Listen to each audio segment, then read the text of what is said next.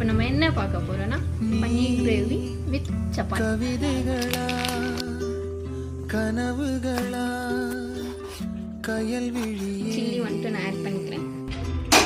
நான் நிகழ்வதுவா கடந்ததுவா பதில் மொழியே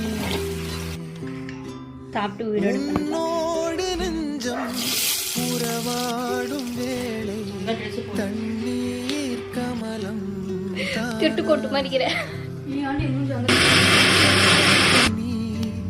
முழுவெண் பனி ஓடாதே நீ 5 நிமிஷம் வெயிட் பண்ணுவோம்.